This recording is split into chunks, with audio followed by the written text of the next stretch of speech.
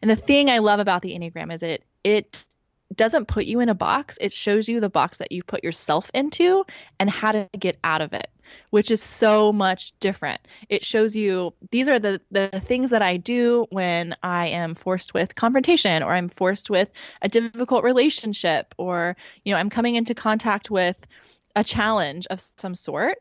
Your number kind of tells you the typical behaviors that you will default to. And when you are aware of that, you can see it happening. Living a healthy, balanced life as a mom can sometimes feel impossible. With tiny mouths to feed, butts to wipe, and so many things vying for our attention, it can be easy to feel like we're in an on-again, off-again relationship with healthy living. But it doesn't have to feel this way. I believe every mom is a supermom, and you deserve to feel like one too, and you don't have to go on another diet to do it. Join me, Kristin Dovbniak, holistic nutritionist and certified intuitive eating counselor, for conversations on what it means to live a healthy, balanced life. I want to help you uncomplicate eating, improve your relationship with food, and live like the supermama I know you are. Hey friends, welcome back to the Healthy Balanced Mama podcast. I am so excited for an extra special episode to share with you guys today. We actually have another repeat guest on with me today, the incredible Jess Gartner. She's actually technically been on twice because we talked so much in her last episode that we had to split it in two, but it was an incredible conversation and I encourage you to go and listen to that if you want to learn more about Jess's story about finding her balance. And we also talked about the importance of taking care of our bodies and taking care of our skin and the ingredients we choose to put on our skin. It was a really cool conversation. So I will link to both of those episodes in the show notes. But today we are talking about something completely different. It's not specifically about food or intuitive eating, but it does help us better tune in with our bodies, with ourselves, with our personalities, with how we show up in the world, with our relationships. Are you curious yet? Today, we're talking about the Enneagram. I discovered the Enneagram probably 2 years ago, and being the nerd that I am, I've been digging into it ever since.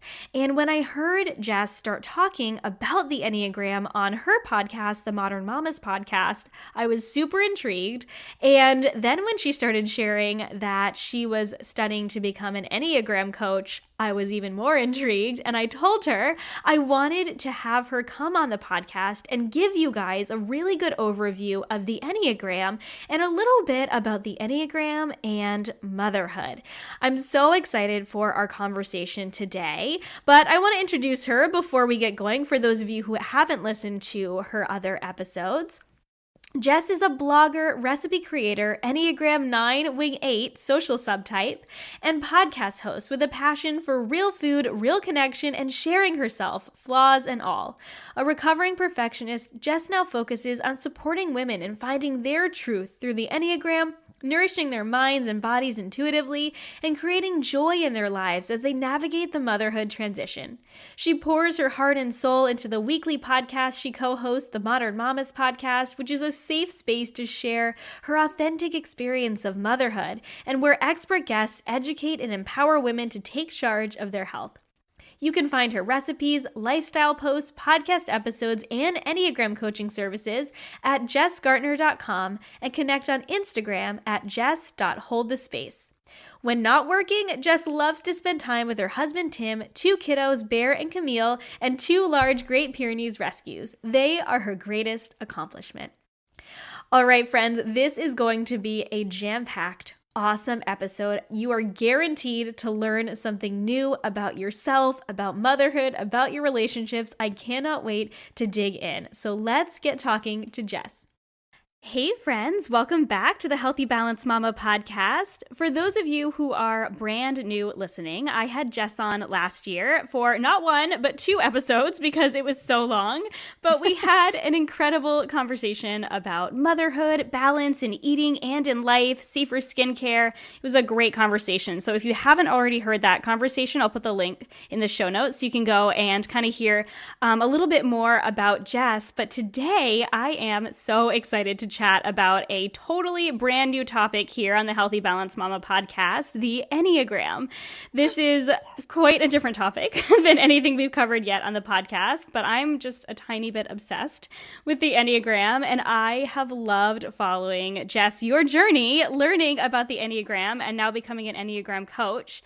So I'm so excited to have you on to share something that I think can be like, and I'm sure you agree, a huge game changer for any of the women who are listening who want to learn more about themselves and about their family, just to live a healthier, happier, more balanced mama life. So welcome again, Jess. Thank you so much for being on. Thank you so much for having me. And you know what? I think the more people learn about the Enneagram and what it is and how it's a tool for like self-growth and self-awareness, I think the more applicable it becomes to literally everything in your life. So whether you're talking about intuitive eating and why you may make some choices different than another person would, and understanding those motivations, or like parenting, like you said, like it really can permeate into literally every aspect of your life, which is what makes it so exciting.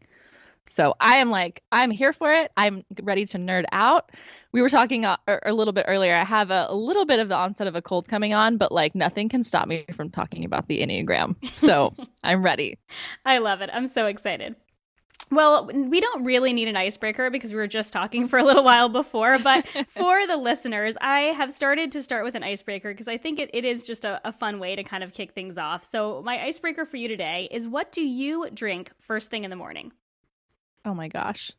If you follow me on Instagram, you know I have a love affair with coffee. So usually it's coffee. When my husband is like, I don't know, he's just the best, you guys. When we get up in the morning, he's usually the one like making the coffee. He will actually make me a glass of lemon water as kind of like the concept of like a buy-in. Like, okay, if you're going to drink 2 cups of coffee today, you need to at least start with some water. So depends on the day, but most of the time it's coffee with heavy cream that's frothed in my frother that I adore, a little bit of maple syrup, and then on a good day, it is an ice cold glass of lemon water to get the day started.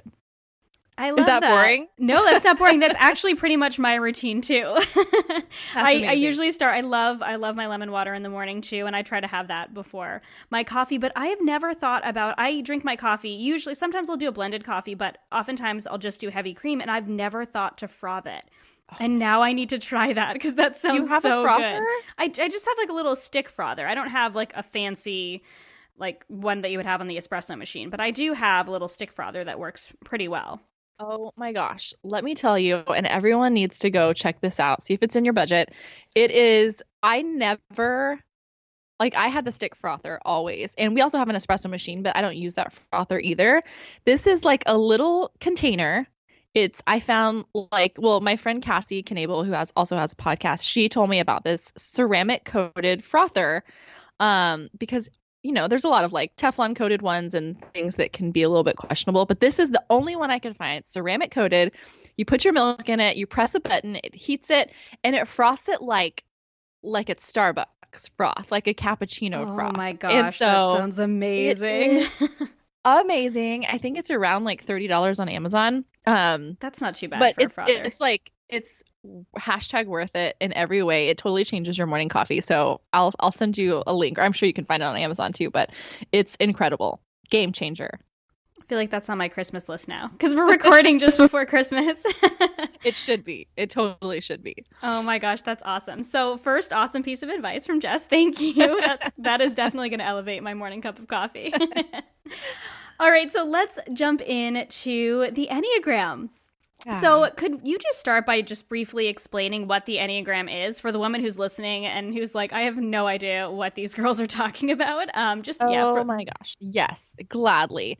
So one of my favorite quotes about the Enneagram before we dive into like the nitty gritty is from a book called The Road Back to You. It's Ian Cron, and he is kind of like the cool kid in the Enneagram world. He's taken this concept that's like can be very like overwhelming and intricate and deep, and he's made it very accessible to like to everyone. And so his book is one of the books that I would recommend if you want to learn more about it. But he says, bear with me here because it sounds like a mouthful, but when you let it sink in, it makes so much sense. The purpose of the Enneagram is to show us how we can release the paralyzing arthritic grip we've kept on old self-defeating ways of living so we can open ourselves to experiencing more interior freedom to become our best selves. So it's a mouthful, but I love that though. That's so good. I know. In a nutshell, it's a tool for self-awareness. So a lot of people liken it to things like Strength Finders or Myers-Briggs. It's essentially kind of like a personality test, but it goes so much deeper because in my experience, I love personality tests and I take all of them because I want to know more about how I tick. But those particular tests to me just tell me, hey, these are your strengths, or here's who you are. And then I've never really been able to take that information and actually use it to grow, change, become more self-aware. Like, what do I do with that information? What do I do with the fact that I'm an ENTP? Like, okay, cool. That's cool party talk, but like, now what?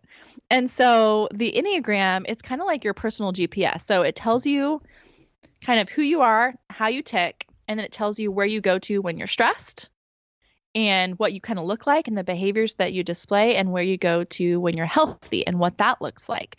And everyone has a different default perspective, and that's where the numbers come in. So there's 9 numbers on the Enneagram, and they're obviously 1 through 9, and they all have this kind of like very archetypal, for the sake of like, I mean, there's nuances, so many nuances to like each number, but like for the sake of time, they all have this like archetypal description of them, and which we can dive into too.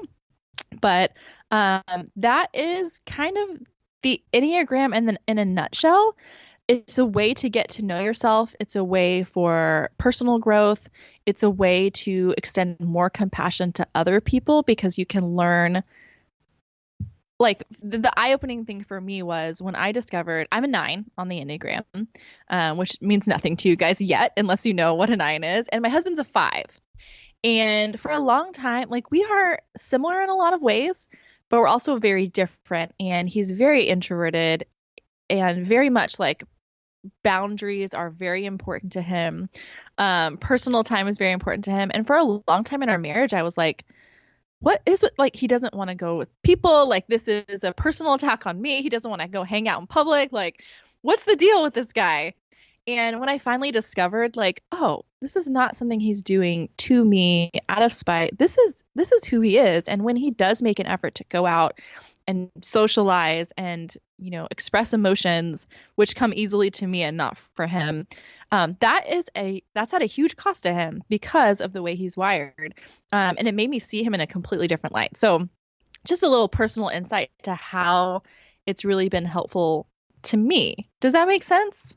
Oh, it totally makes sense. And as you're saying all that, I was joking with so I help out with my my MOPS group, my Mothers of Preschoolers group, and I'm part of the steering team. And when we had a retreat this summer, I made all of them take the Enneagram test.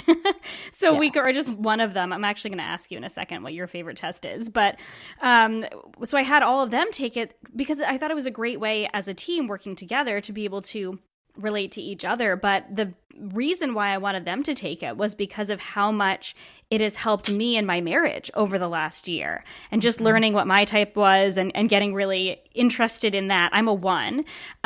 So I think it's also in my nature to want to learn more about myself, and not that I'm necessarily self-centered, but I really like to learn about myself and to grow. And I really wanted to know what his type was, and he kind of like avoided it for a long time, went back and forth between a couple of types, and it turns out that he's also a 9, which is why it was hard for him to kind of figure out what it was. But as we started like working on it together and talking about it more and digging into it a little bit more, it really has helped me relate to the way he reacts to things rather like, and how they're different than the way I react to things in conversations, in arguments, in so many different areas. So it's been really helpful for me, which is why I wanted to have you on and share more about it. It's been life-changing for me. A lot of my personal growth in business, as a spouse, as a mom, has really taken off since I started to actually learn more about myself. The thing is with the Enneagram, like I said, a lot of times people are like, I don't want to take a test. It's going to put me in a box. Like, I'm so much more than just like a type. And yes, that is absolutely true. And any test that's telling you like, this is the way you are and there's no way out of it. It's just who you are. Like, throw up your hands. Like, I can't change because it's just who I am. That's not helpful, right? And that's a crutch for poor behavior or poor decisions. And the thing I love about the Enneagram is it doesn't put you in a box. It shows you the box that you put yourself into and how to get out of it, which is so much different. It shows you these are the things that I do when I am forced with confrontation, or I'm forced with a difficult relationship, or, I'm coming into contact with a challenge of some sort. Your number kind of tells you the typical behaviors that you will default to. And when you are aware of that, you can see it happening, right? So like, I know as a 9, for me, peace, inner and outer peace, is my core motivator. And a lot of people will say, well, I want peace, but it's not the same, right? Like, everything that drives me is to get back to this place of homeostasis. Whereas like an 8, for instance, thrives on a challenge, and they don't, yeah, sure, like peace is great, but they care more about justice and like getting stuff done than I do. And they're going to be willing to sacrifice that peace in order to achieve their core motivator, where I would never do that for the most part. Right. And so now it's helped me. Like, I know as a parent, there's not a lot of peace in our house most of the time. We have 2 kiddos. I have a 6-year-old and a 3-year-old.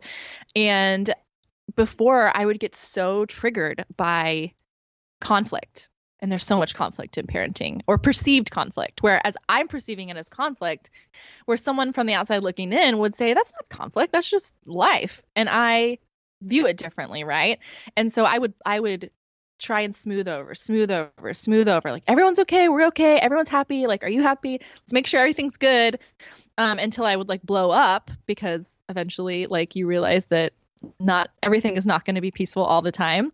And for me, it was so helpful to know, like, this is why that's happening. And I can see now when I'm going down that path of like, okay, I'm a ticking time bomb. Things are getting like hard.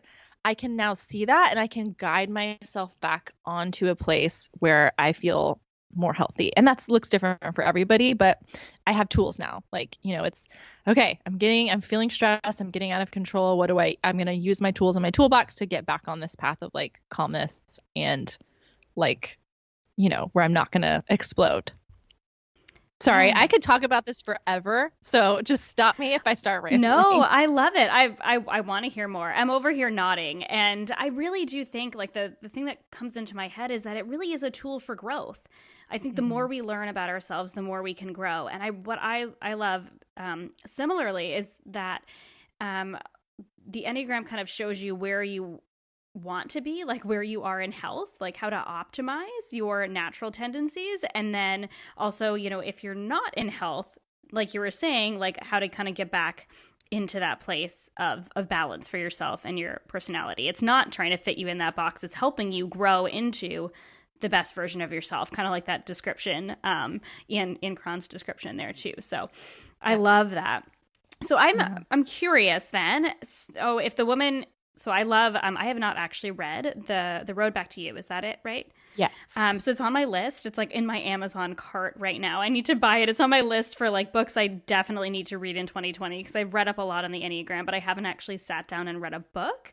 But other than reading the book, what is your favorite test to take if they just want to go online and take a test just to start?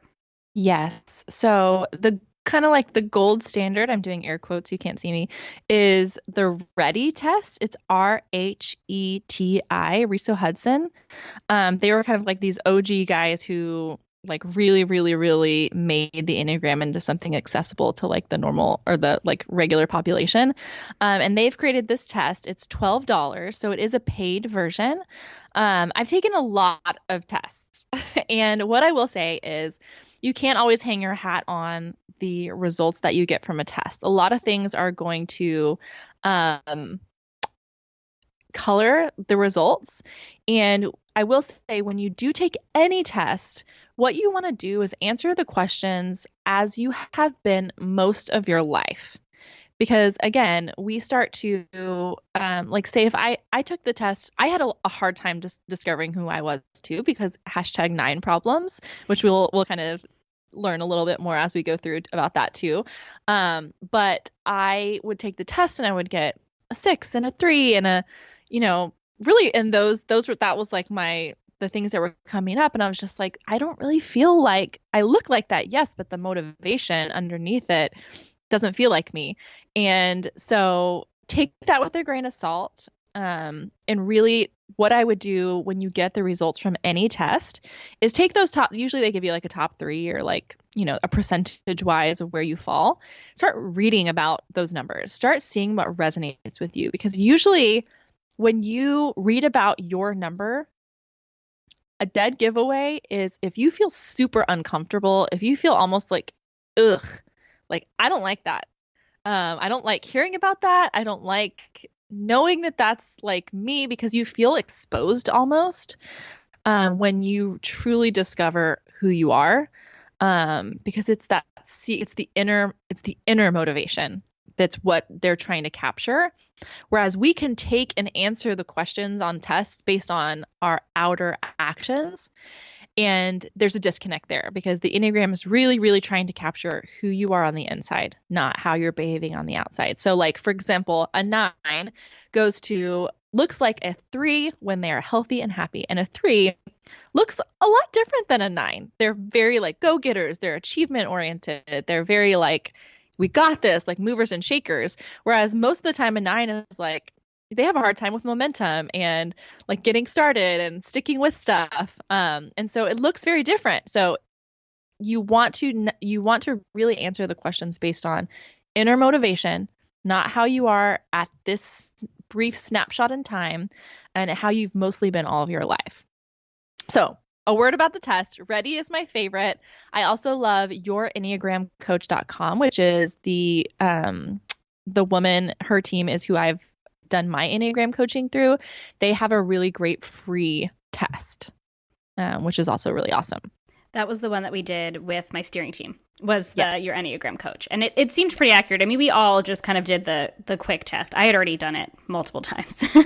But we just kind of did the quick test and figured out what our types were. And then a couple of them later on, we chatted about, is this my type or is this my type? But I mean, it is something that it's not really something that you can't type someone else. I know that was something I was going to ask you. Right. To explain a little bit more, but I know I've always heard, at least in my exploration of the Enneagram, that you're not supposed to type someone else because it is so deeply personal. It really is about your inner motivation. Absolutely.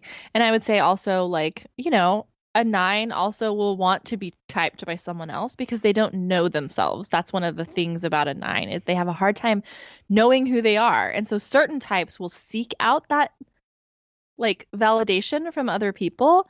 And so I echo that. I would 100% encourage you to do the work, because again, people will try and type you based on your outer behavior, whereas it's really the inner motivation that's what counts, and nobody can know that but you. Truly. So could you kind of give like a super brief rundown of the different types for anyone who they're hearing these numbers, they're hearing the 1, they're hearing the 9, they're hearing the 5. Can you just give kind of a brief rundown of each one? I know that this could totally be the entire episode. And if this is most of the episode, that's okay, because I think it can be really helpful for them just to hear kind of as a jumping off point, the different types. So could you just give a little rundown of them? Yes. And before I jump into the types, can I back up a little bit and give just a basic overview of like the structure real quick, because I think that will help. Oh, totally. So like there are, if you look at the symbol for the Enneagram, it's a circle with 9 numbers, because all of the number, they're value neutral. Like being a 9 is not better than being a 3, or a 4 is not better than a 1.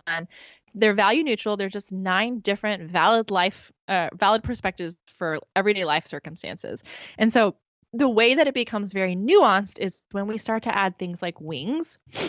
So the wings, I'm a 9 wing 8. This is just Enneagram jargon. That's how you would describe yourself to someone if they asked. I'm a 9 wing 8. There's also a 9 wing 1, and the wings are the numbers adjacent to your primary number. You can't be like a 9 wing 5, because the numbers are not together on the circle. So you can only, if you're a 9, you can only have an 8 wing or a 1 wing. If you're a 1, you can only have a 9 wing or a 2 wing. And these are like salt and pepper. This is where nuance comes into, because a 9 wing 8 is going to look a lot different than a 9 wing 1.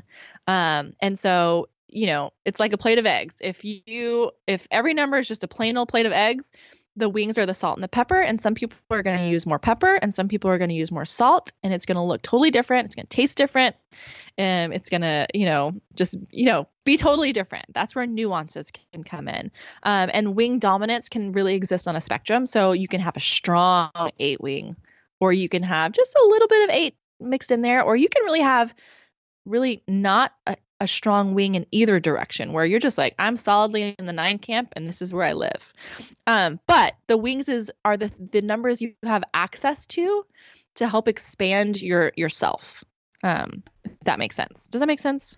It does make sense. And I actually didn't realize that about the wings. Like I know about wings, and I'm still actually trying to figure out, because I go back and forth as to which one I could be. I'm pretty sure I'm a 1 wing 2.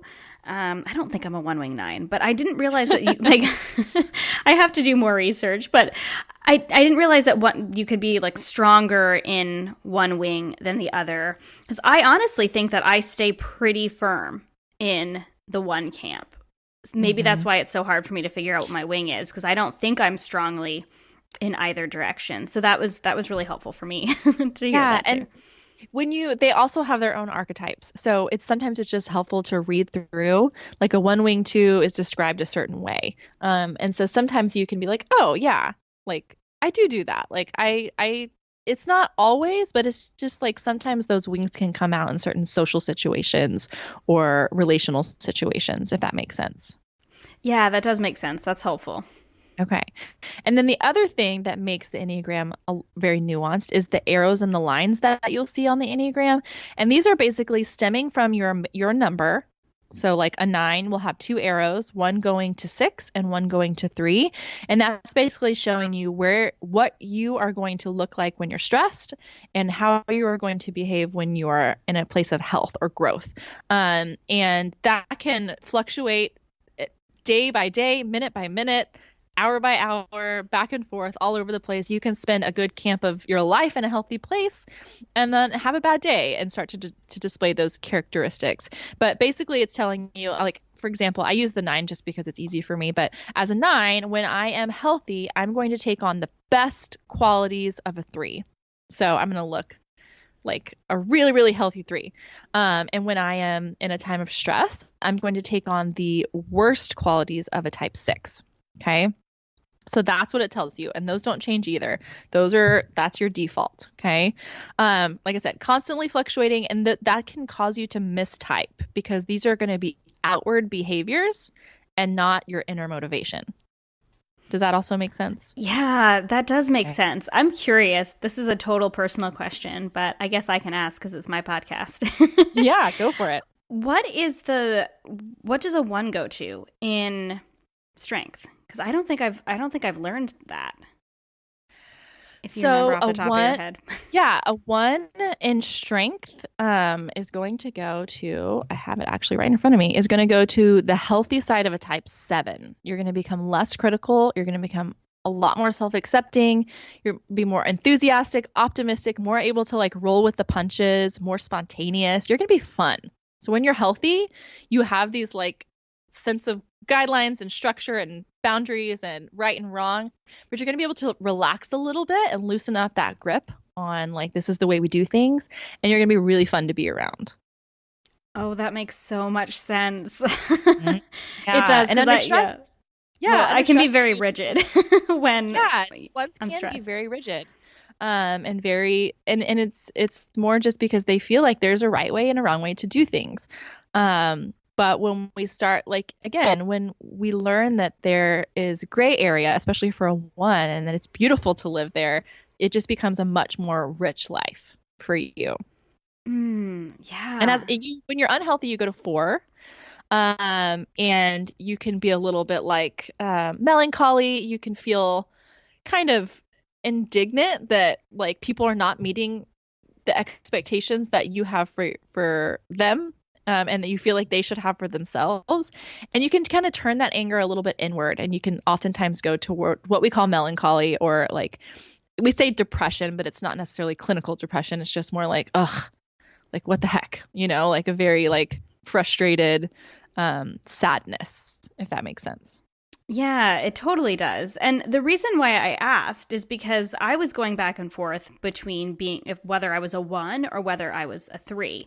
And that's when it really came down to those, like, what is my real motivation? And, for me, it's that kind of justice piece. It's that, wanting the world to be right, rather than like, I don't necessarily care what other people think. It's more, I tend to be self-critical rather than, wanting everyone to see me in a certain way. And I know that I'm probably not typing the three correctly, but that was what it came down to. Yeah, they're very much concerned with their outer image. And none of I also want to say before we dive into the numbers, none of this is a judgment on behavior. It is really meant to be a neutral observation of both good and bad. Oh, I say good, I have air quotes, and positive and negative behaviors that each number portrays. So that's the thing. Sometimes people get defensive. Well, that's not fair. Like, they shouldn't say something like that about me. Like, so I don't care about what people think of me. And I think that's also a sign, like, if you get very defensive about hearing about those potentially negative behaviors that you might display, that might be your number, right? So we all want to be like, but here's why. And I would encourage anyone that's getting into the Enneagram to go into it with a very open and honest heart. Be ready to receive both the positive and negative of your number, because that's the only way you can grow. That's literally the only way you can grow, is if you are open to change and honest feedback. Does that make sense? Oh, it totally does. Yeah. Thank you for mentioning that too, because I do see it as a very positive thing, a way to grow, because I am so interested in personal growth and helping other people with personal growth, which is why I do what I do, with food and all that. So I love helping people grow in their lives, but I can see how it can be seen in a negative light, but it totally isn't. It really is just a way to grow. And so thank you for clearing all that up. That I asked just because I was like, okay, is what we go in strength or in weakness, is that what we tend to mistype as? But I think sometimes you can. Yeah. Okay. And you might see that those numbers showing up as your top percentages, and really it's just then a matter of identifying your inner motivation. Like for me, my top numbers were always 3, 6, and 9, and that makes sense because they're all tied together. And I just had to figure out within that triad, where's my home base. And then another thing that affects like how you like the nuances of how you're showing up as your number is your level of health. Obviously, when you're healthy, you're living authentically. You don't need to use your personality defenses, because personality is really the defense, the mask we put on to the world to protect ourselves. But when you're in a healthy place, you're just being you. And you don't have to use those defenses to avoid the fears and chase the desires that you have. You're really living and freely choosing these healthy thoughts and behaviors. Most people are in the average level of health. And we like to describe this as like, you're just basically living on autopilot. You don't really know why or how or when you're acting the way you do. You're not necessarily interested in that. You kind of live in like doubt commonly. And you are really employing your personality and your personality defenses to avoid like the things that you're most afraid of. And each type has their core fears and desires. And really, this is not helpful. It's not helpful to you, and it's not helpful to anyone around you to be living in this autopilot world. So that can kind of color where you are. And then, of course, an unhealthy level of health.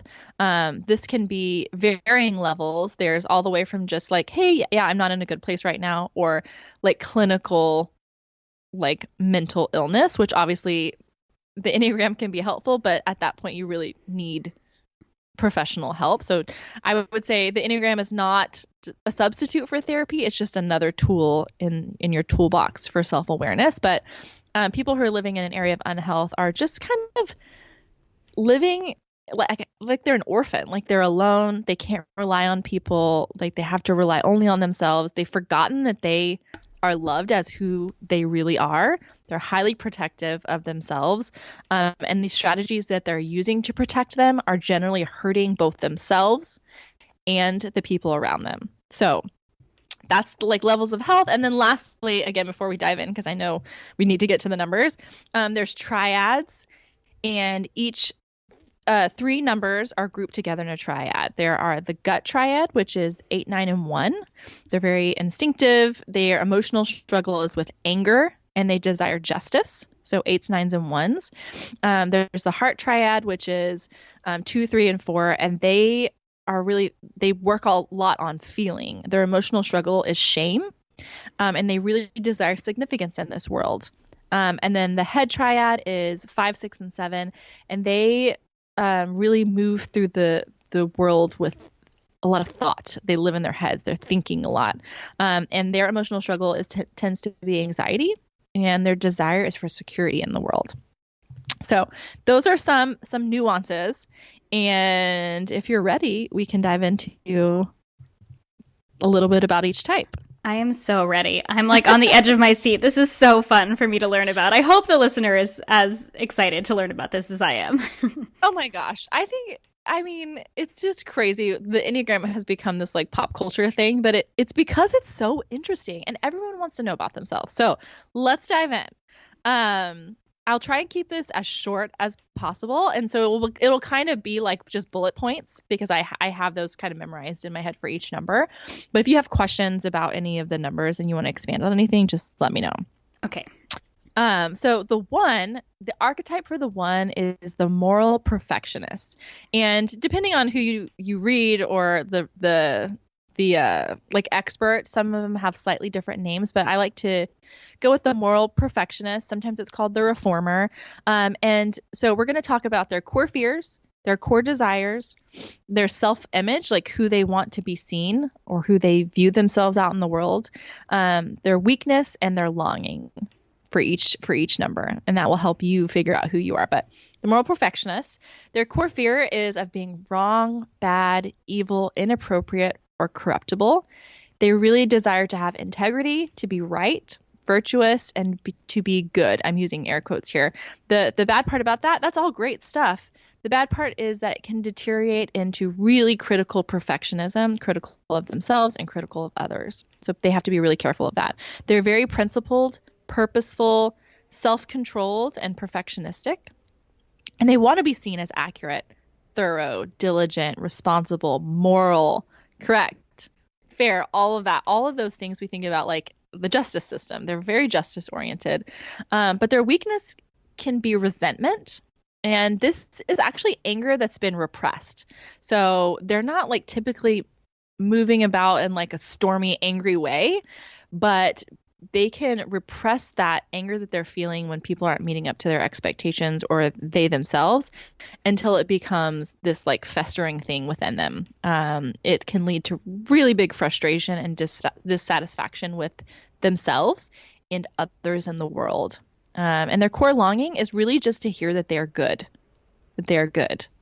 So does that resonate with you at all?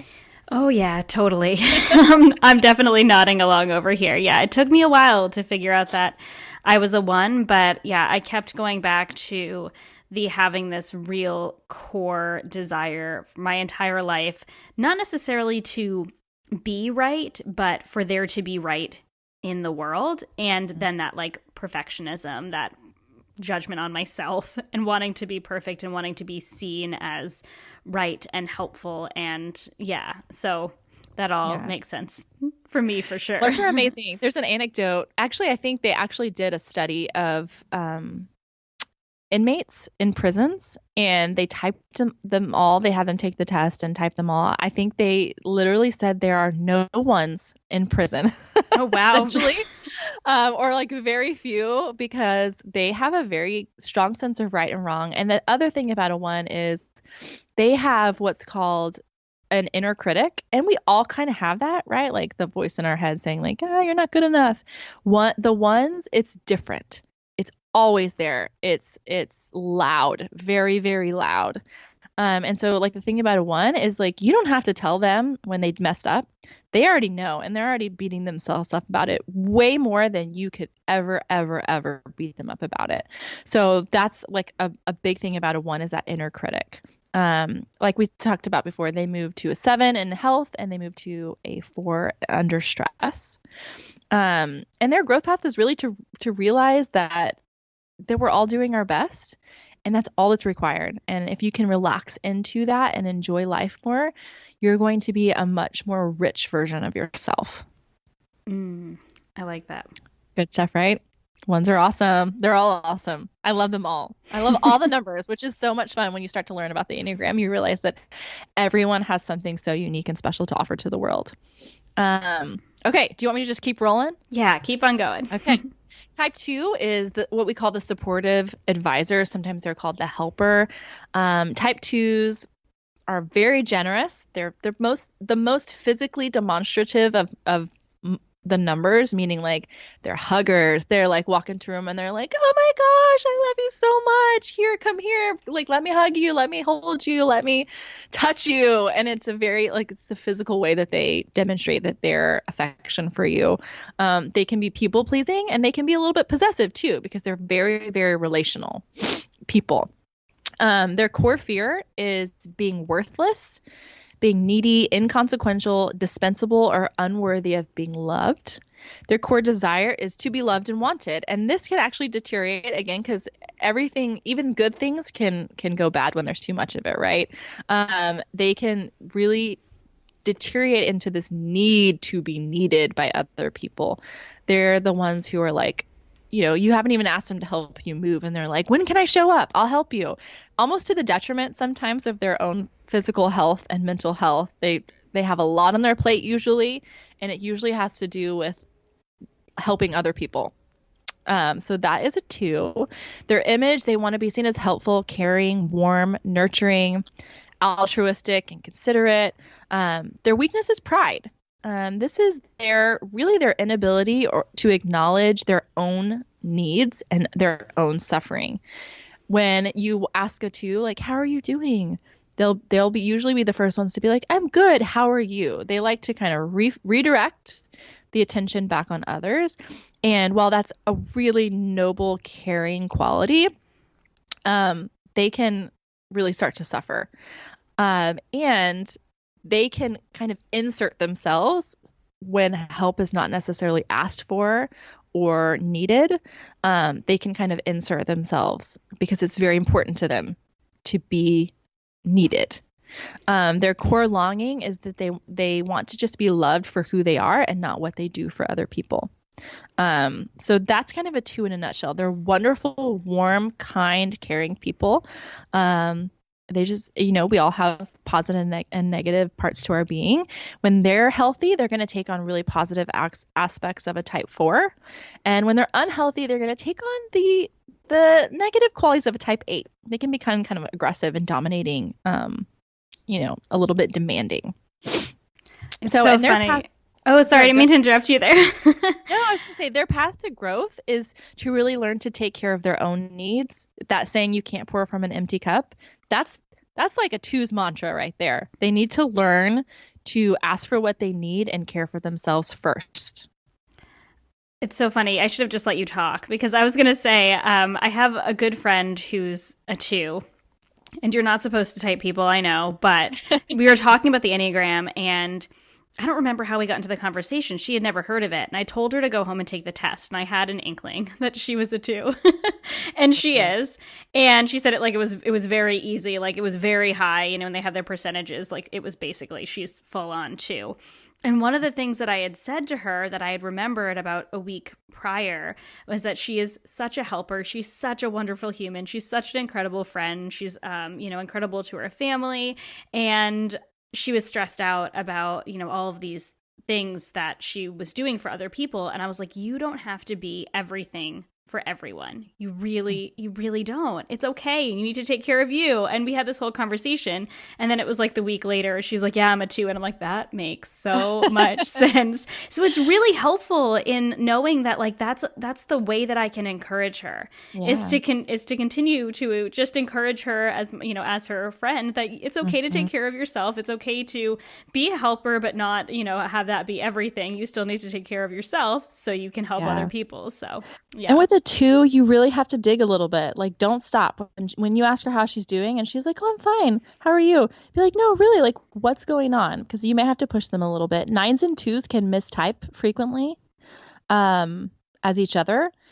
So, like, sometimes a true 9 will take a test and it'll say that they're a 2. And the difference is, if you're having trouble distinguishing, 2s like really want to help. They really have to. They want to. It's part of their like DNA essentially. 9s will help when asked to keep the peace, and it's nuanced, but it's like, I don't really want to go out of my way to like spend my Saturday to move a friend. Sorry, like no offense. I will do it when I love someone and when I'm asked, and to like make sure that like our relationship is good and I'm helping someone, but it's not like I'm not going to go out of my way to do that. And so that's a kind of a little bit of a nuance between a 9 and a 2. They can look like each other a lot. So you kind of have to dig into the motivation. Okay, moving along, because I know we don't have a ton of time and I want to get through everybody. The type 3 is the successful achiever. Type 3s are very adaptable. They excel in a lot of things, especially like their professional lives. They're very driven and they're very image conscious. They are usually movers and shakers within an organization. Very like goal oriented people. Their fear is of failing, being incompetent, inefficient, exposed, worthless, or appearing unsuccessful. They desire to be valuable, admired, and respected, which are totally fine things, but that can deteriorate to really just chasing after success. A lot of times for a 3, it's like, okay, I'm going after this big goal. I achieved it. Yay. What's next? What's next? What's next? They have a really hard time sometimes relaxing and stepping back from the work. They want to be perceived as successful, efficient, competent, focused, and productive. Their weakness is deceit, and it's not necessarily like they're deceiving other people. It's really like they're deceiving themselves into believing that they are only the image that they present to others through their success and achievements, that that's all that matters.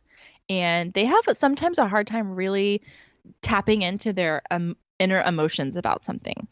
So that's where the deceit comes in. Their core longing is to hear that they're loved and valued just for being themselves, not for what they're achieving. So that's kind of a 3 in a nutshell. They move to the healthy side of a type 6 when they're healthy, and the unhealthy side of a type 9 when they're not healthy. And really, they can achieve growth when they become more genuine and authentic and less concerned with just how they are perceived. So that's kind of their path to growth.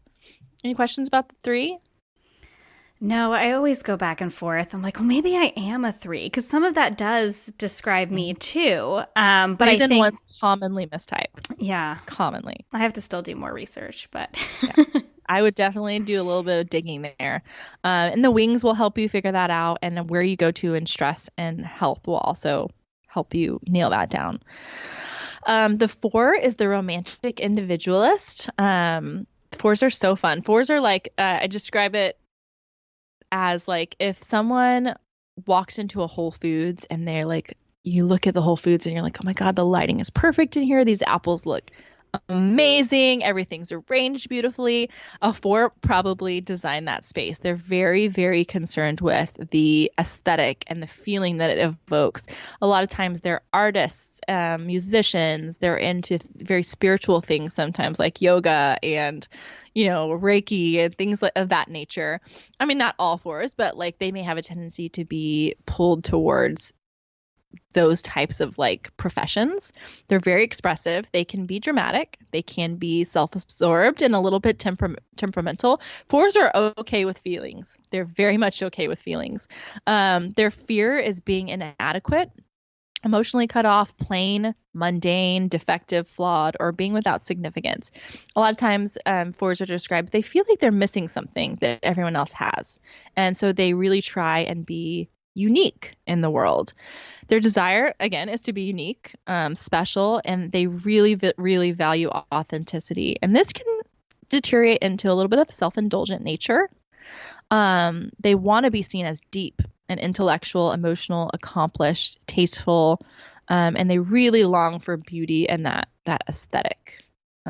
Fours will hear a song and they'll be like, oh my God, this reminds me of my boyfriend I had back in high school.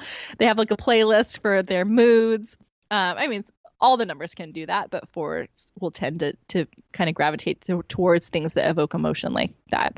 Their weakness is envy. And that really goes back to feeling like they're missing something that everyone else has fundamentally within themselves. And they really long for what is missing. And in that, they can really miss the many valuable things that they bring to the world that only they can bring. Their core longing is to be seen, that they're loved, to be seen and loved for who they are, special and very, very unique. So that's a four. I know many fours in my life, and my husband is a 5-wing four. So it's interesting because fives can be more like scientific and more knowledge driven. And he has this like strong 4-wing that is very artistic. So it's really fun once you start learning about the wings. In health, they look like a 1.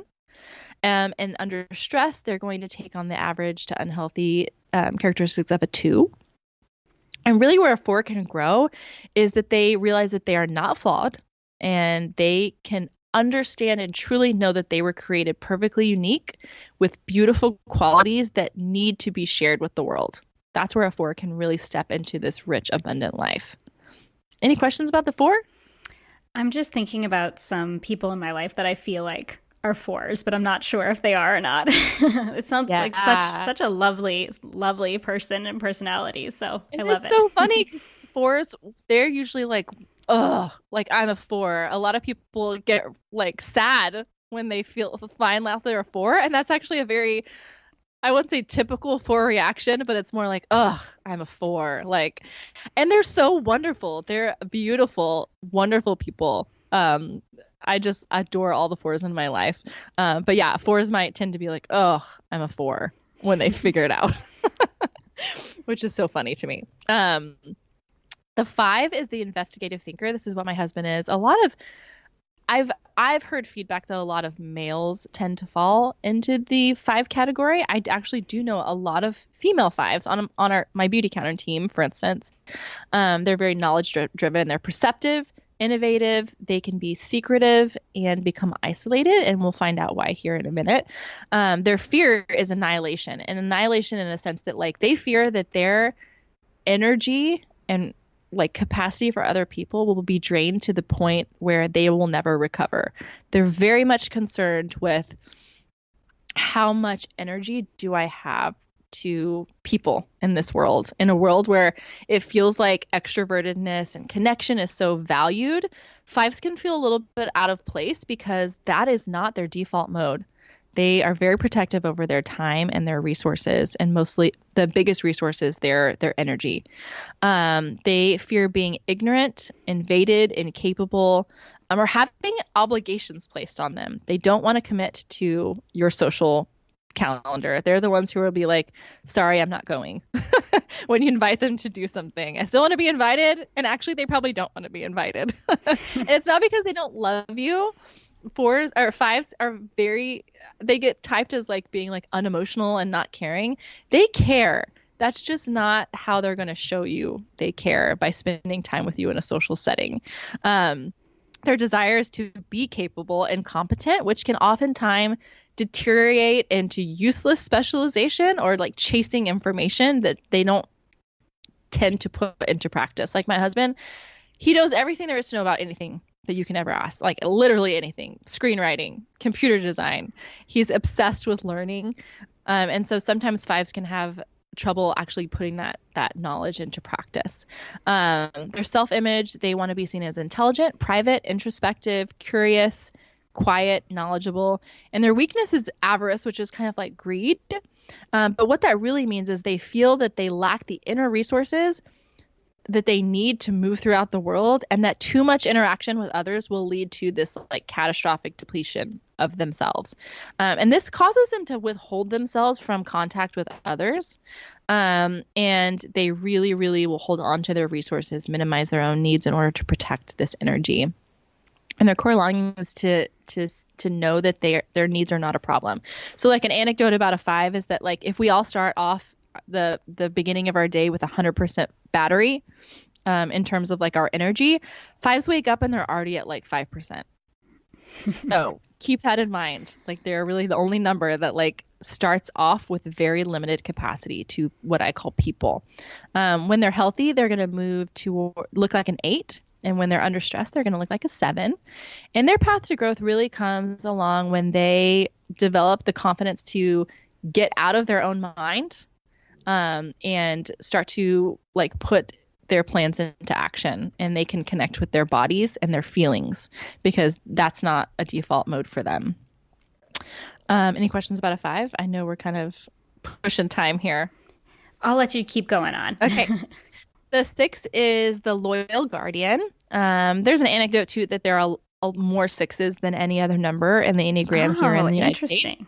But it's an anecdote. There's not like true science behind that. But with the 6s, they're very engaging, very responsible. They can become anxious and a little bit suspicious, especially of authority that they do not believe in. Their core fear is fear itself. They fear also being alone without support or guidance. They fear being blamed or targeted or physically abandoned. They really desire to have security, guidance, and support, which are great, but that can deteriorate into an attachment to beliefs. So they can tend to really latch on to groupthink more so than others. Whereas like another number might be like, yeah, I can't even think of anything around this. I don't want to bring politics into it, but like, I'm a Democrat or whatever. But will allow themselves to question that and change and grow. 6s might be more likely to be like, I'm a Democrat. This is who I am. This is part of my identity. It's huge, you know? That's just an example. And they could have a hard time letting go of that, even if they feel like their identity has changed. Because they don't want to be abandoned. This is a huge part of their, like, they're who they are. And their self-image, so they want to be prepared, dedicated, dutiful, hardworking, loyal, submissive to authority. And this is parentheses, in authority that they trust. If they do not trust the authority, they can be very, very combative to that authority. So there's a little nuance there. They're really funny, like super funny. Like they're the ones who usually have one-liners, like sarcastic humor. And they can be rebellious to authority that they don't trust. Their weakness is anxiety. So they're constantly scanning and preparing for like what could happen. A lot of times people categorize them as like worst case scenario thinkers. And this is very valuable because we need people like this in the world to be like, well, what if this happens? I got to plan for it. But it can really spiral down into like that anxiety essentially, because you can go down that hole so far. Like, what if this happens and this happens? And then it can paralyze you to like never leave your house or never to take action or never to do something that you want to do because you've already planned out all the terrible things that could go wrong. And in your mind, you've decided it's not worth it. So that's what they struggle with. And their longing is just to hear that they're safe. They move towards a type 9 when they're healthy, and when they're stressed, they look like a 3.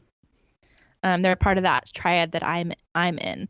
And their path to growth really comes when they can see all of the good decisions that they do make. They're going to gain greater confidence in themselves and trust in their abilities to make good decisions and to not have to weigh every single thing and to go off their gut a little bit more. Does that make sense? It does. I have a really good friend who is also a 6, and I'm nodding my head along. And I'm going to share some stuff with her tonight when I go out. I'm going to see her tonight. Good. 6s are awesome. Like I said, they're all awesome. That brings us to the 7. 7 is the entertaining optimist, and 7s probably more than any number in the Enneagram, when they find out that they're a 7, they're going to be like, yes, this is awesome. I love being a 7. They're really, really, they don't see anything wrong, even with some of the like negative qualities that they have usually. And 7s, that's just a 7 thing. That's a 7 thing to do, and you'll see why. So they're very spontaneous, versatile, acquisitive. They can also sometimes be scattered, and be that person who's like jumping from thing to thing, task to task, place to place.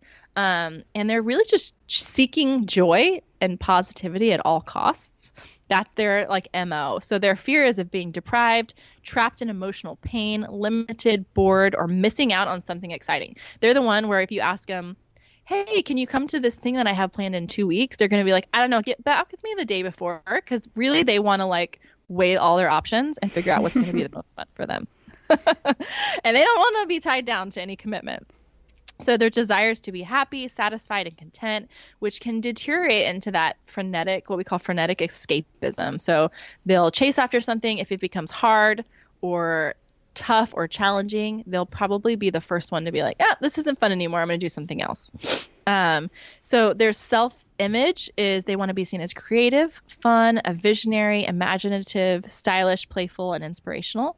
Their weakness is what we call gluttony. So it's like this insatiable desire to fill themselves up with experiences and places and things sometimes. And that's to be stimulated. They want to avoid emotional pain. So if they're chasing after all these good things, they won't have to deal with the natural pain and toughness that comes with life.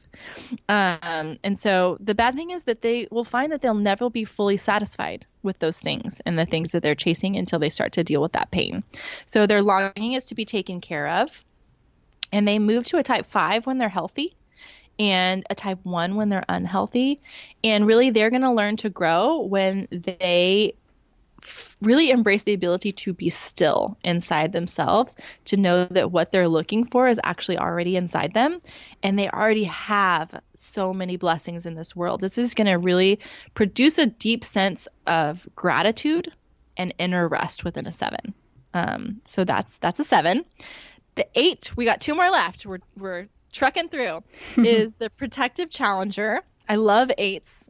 As a 9, I'm just drawn to them because I admire them so much. They're like the polar opposite of who I am for the most part. But 8s are the protective challenger. They can really be seen as self-confident. They're very decisive. They're willful, and they're confrontational. We all know 8s are not going to mistype usually. 8s and a 3 might mistype, but for the most part, an 8, when they take the test, they're going to be like, yes, I'm an 8. I'm an 8. That's it. There's really not a whole lot of like nuance there.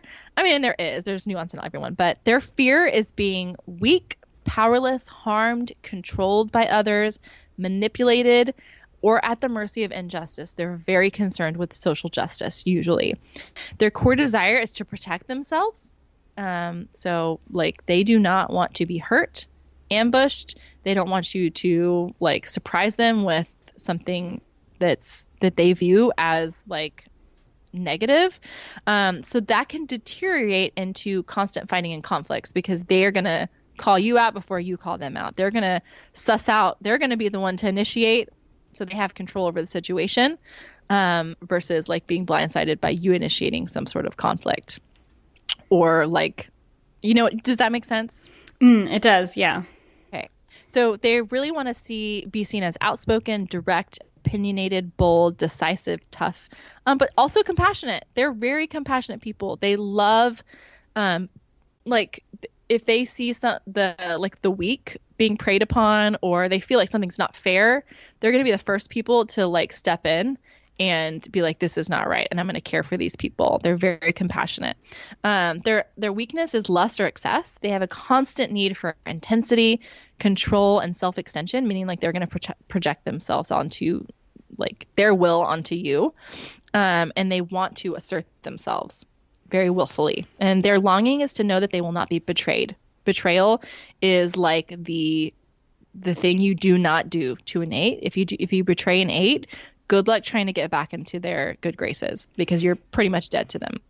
Oh my gosh. But once you're in their inner circle, like, they are probably some of the most loving, kind, wonderful humans on the planet. They're gonna, and again, when they're healthy, they look like a 2, which is like, you wouldn't think that, but like, that's what they're taking on, those really positive qualities of a 2. When they're unhealthy, they're gonna look like a 5.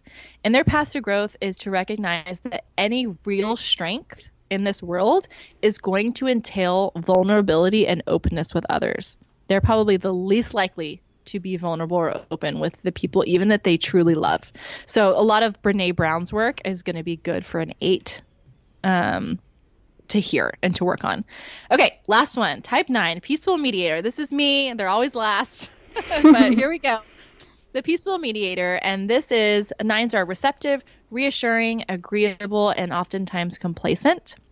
Their core fear is being in conflict, loveless, shut out, discordant, overlooked, or inharmonious. Their core desire is to have inner stability and peace of mind, which is great. Like, that's wonderful. But this can really deteriorate into neglectful stubbornness, meaning like we can become so shut off to what we need and what we want and who we are, because we're constantly trying to like go along to get along, essentially, that we just become, we merge. We kind of don't know who we are, and we don't act on what we truly want to do in our passions. We're asleep to ourselves, essentially. The self-image, we want to be seen as good listeners, kind, agreeable, quiet, patient, calm, steady, enduring people. We want to be seen as that. But, you know, obviously that can come at a cost. Our weakness is sloth. And it's not sloth in the way you think, like physically slothful. Like, we're not just, yes, we do like to sit on the couch like the next person, but like, it's more the desire to just be generally unaffected by life. I don't want to be affected by your emotions, this conflict, this decision. I really don't want any of that. And that is when it can really move into this unwillingness to be fully awake to ourselves, and we resist showing up as our authentic selves, because we don't want to engage in conflict of any sort. And we don't want ourselves to be perceived as anything that would be like negative or conflicting to someone else. Our core longing is to hear that our presence matters. And in health, we look like a 3. And in stress, we look like a 6. And the growth path for a 9 is to realize and know that your presence matters, and that what you have to offer as yourself is valuable, and that not all conflict is negative. Conflict is necessary. Asserting yourself is necessary. So that is all the 9 types. Oh my gosh. So amazing. It was but I think we did it. Right. We did it. You did it. I think it was a really, really great overview of all of the types. And I really loved the points that you gave with their kind of strengths and their weaknesses, and where they go to in health and unhealth. And I think that's going to be so, so helpful as like a jumping off point for any of the women who are listening. I think even just hearing those little points can be so helpful in learning about ourselves and maybe the people around us too. Because like I said a couple times, I was like nodding along with some friends that I have. And I really do think that it can help us not just with our relationship to ourselves and in our own lives, but in our relationships with other people too. Mm. So I have one last little question, because I know we only have a couple minutes left. I know you have to go and I have to run off and get my daughter. But as moms, I'm wondering, first of all, can we type our kids? And if so, when? And second of all, how do you think the Enneagram can help us as moms? Oh my gosh, this is a great question to end on. So you are not supposed to type children. And really, when you can start digging into that is usually around like teens. I would say like 16, 17, maybe a little bit earlier.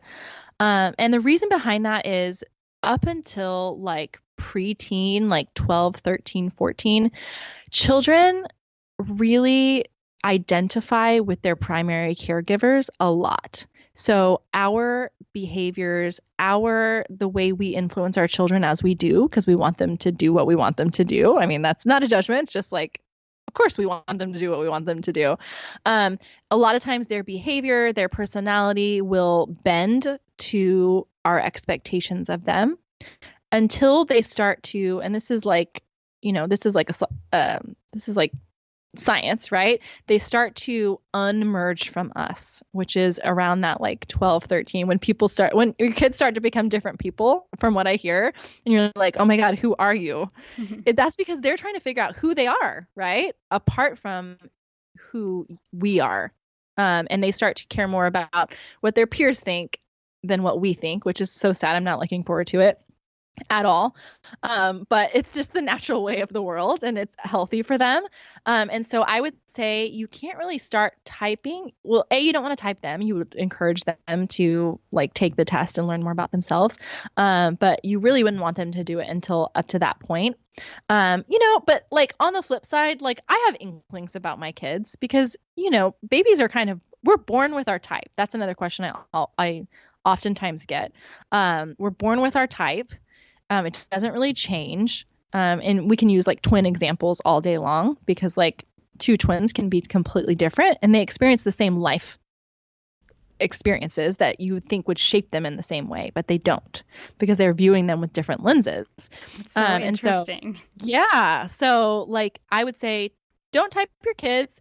You can have an inkling in the back of your mind up until like they're old enough to actually take the test and answer the questions correctly. But I think what the true where it can help you with your parenting is knowing yourself and how you relate to your children and why, for instance, do you want to control them? Why is conflict perceived as so hard for you? Why do some people, are they able to just really feel like they're nailing motherhood and like, it's calm, and on the outside, at least, it looks like it's calm and, normal and natural. Whereas some people might feel like this is so hard for me. And it's all hard in different ways. But I think that's where the Enneagram, because it's a tool for compassion, it awakens our compassion for people for who they are, not who we wish they would be, and who we are and not who we wish we would be. Because who we are is great, just the way we are. And it can show you that pathway to growth, and it can show you your triggers and like red flags, like, oh, I'm displaying a potentially negative behavior that I know is a red flag for me that I need to like regroup in terms of when you're parenting. So I think that's where it can become really, really helpful. Oh my gosh, I love that. And I think that really does kind of tie it all together in that it is such an incredible tool for growth as moms, as women learning more about ourselves. And I mean, even like you said in the beginning, tying it back to as we're growing in our health, just in every area too, learning about ourselves can be so incredibly helpful. So thank you so much for sharing all of this wisdom. I know I learned a lot, even though I'm a little nerdy about the Enneagram already. I definitely learned a lot. So thank you so much. There's so much to learn. I mean, truly, I will be forever learning about the Enneagram, even as a coach. I don't know everything there is to know, but that's what makes it fun. So I would just encourage you guys. It's so impactful and so fun and can be such a rewarding thing to explore. So get on with it. Go download that book and get started. Yeah, totally. So last question then, how can the women who are listening connect with you, maybe sign up to coach with you? Can you just share that really quick? Yes. So I just launched my coaching packages, and those can be found on the website at jessgertner.com, which is also brand new. So excited. And so beautiful. Thank you so much. Those are my husband. He's amazing. We do individual coaching sessions, which is more about how to figure out who you are. And then packages, which is more about figuring out like how to use that information to grow and relate in your personal and professional life. And we do group coaching for like teams and things like that too. And that can be virtual or in person. So those are some options there. I'm super excited to like get that going. And yeah, that's where you can find me. And you can find me, I don't know if you asked me this, but you can also connect with me. And I share a lot about Enneagram on Instagram at jess.holdthespace too. And the Modern Mamas podcast. It's not entirely about the Enneagram, but it's an amazing podcast. If this is their first episode they're listening to with you, they need to go hop over there too, because it's one of my favorites, always and forever. Thank you. It's my favorite too. It's one of the things I most enjoy doing. So please find me over there. Well, thank you again, Jess, for being on. I really appreciate you taking the time right up until the very last minute. And I know this is so beneficial. So thank you. Absolutely. I am so happy to be here. Thank you so much. Thank you so much for listening to this episode of the Healthy Balance Mama podcast. If you loved it, would you take a screenshot and share it with a friend over on Instagram and tag me in it? It helps me so much to know what you love and are taking away from each episode. If you really loved it, would you hop over to iTunes and give me a star rating and review? Every rating and review helps this podcast be seen and heard by more women who need to hear the message of balance and wellness without deprivation. It's the best free gift you could give me. And as a reminder, the information and opinions on this podcast are meant for education and inspiration only and are not to be taken as medical advice, diagnosis, or treatment. Please consult with a trusted practitioner before making any changes. Have a beautiful day, friend, and I'll see you in the next episode.